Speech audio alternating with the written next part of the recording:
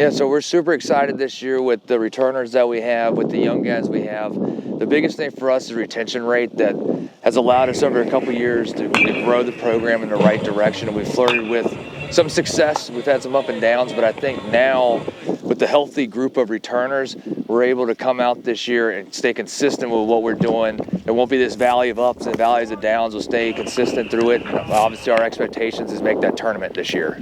Yeah, so the offense this year I think has been really impressive to watch. A lot of returners came out, they played summer ball, they came back in shape, they've gotten stronger, and it helps out to where they understand the game now. They've been in the fire, they've been in adversity to where they understand what happens in game, to stay consistent with their bats, their approaches, able to come out. The biggest thing for us this year is not only do we have some speed, but we also have some pop, that's which we've been lacking the past couple of years. We have some guys in the lineup that can go gap to gap and honestly put it over the fence as well, that I can also run. So the good balance between speed and power I think is going to really help us out this year.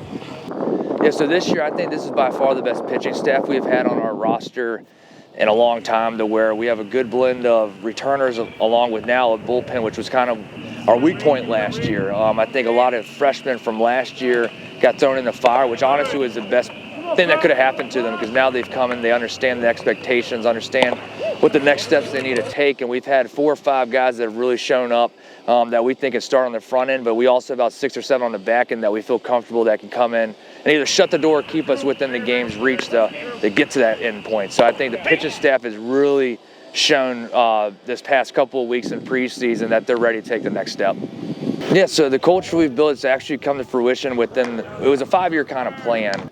COVID kind of put a little asterisk beside it the first couple of years, but we've kind of gained back what we lost. I think the culture's set now to where obviously off the field we had 3.0 as a team GPA, which shows that these guys are putting in work on the field and off the field, which shows the culture and the attitude and the accountability that will help us succeed. And then the big term for us this year is consistency. The more consistent you are with pitching, offense, defense, the big innings won't happen. And I think by being consistent in the classroom, consistent on the field, it's going to equate to success for us.